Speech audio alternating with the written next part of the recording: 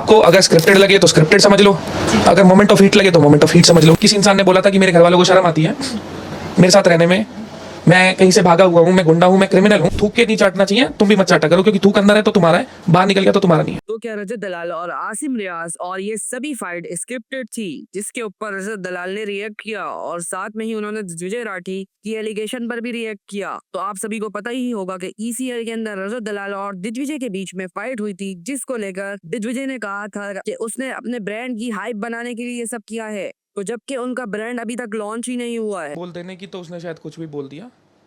मेरा कोई प्रोडक्ट आना होता तो दिग्विजय भाई इतने बड़े आदमी नहीं है या इतना कुछ ला नहीं सकते कि मैं मेरे प्रोडक्ट के लिए उनके साथ कुछ करूं। वो मोमेंट ऑफ हीट थी जो देख के पुरानी चीज़ें याद आ गई। किसी इंसान ने बोला था कि मेरे घर वालों को शर्म आती है मेरे साथ रहने में, मैं कहीं से भागा हुआ हूँ, मैं गुंडा हूँ, मैं क्रिमिनल हूँ, तो मैं सामने से देखना चाहता था क्या उनके बस की इतने वो कहते हैं ना बॉल्स हैं कि वो सामने से बोल सके। तो नहीं थे, बस वो देखना था, वो देख लिया। अब वो अपनी ज़िंदगी में खुश है, मैं मेरी ज़िंदगी में खुश हूँ। और रही बात प्रोडक्ट की, तो हाँ भाई तगड़े होने पे तुम सभी ध्यान दो, क्योंकि अगर तगड़े होते तो वहाँ पे कुछ बोल पाते, ऐसे पीछे पीछे नहीं जाते।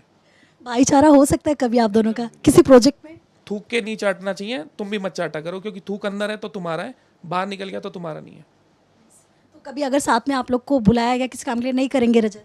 मैं किसी भी काम में उसका इंटरफेरेंस मेरे मेरे जो फैसले हैं उनमें नहीं होने दूंगा। मुझे अगर काम समझ में आता है तो मैं करूँगा, मुझे काम समझ नहीं आता तो मैं नहीं करूँगा। दिग्विजय हो ना हो मुझे क्या फ़र्क पड़ता है। दिग्विजय जैसे कितने सारे लोग हैं जो मेरे लिए मायने ही नहीं रखते, तो सिंपल चीज़ है। तो काफी सारे लोग रजत दलाल और आसिम रियाज के झगड़े और ये इन सभी झगड़ों को स्क्रिप्टेड बता रहे हैं, जिसके ऊपर रजत दलाल ने कुछ ये कहा। सारी चीज़ें होती हैं जो हो जाती है बैक स्टेज, तो इसमें कुछ नहीं होता, वो मोमेंट ऑफ हीट होती है। लोग लेने में देखो कुछ भी ले सकते हैं। कोई भी चीज़ अगर फटती है उसके ऊपर चार तरह के चार ओपिनियन आते हैं, चार लोगों के, और चारों का अपना अपना नज़रिया है। तो जिसको जिस नज़रिए से चीज़ लेनी है वो ले सकता है।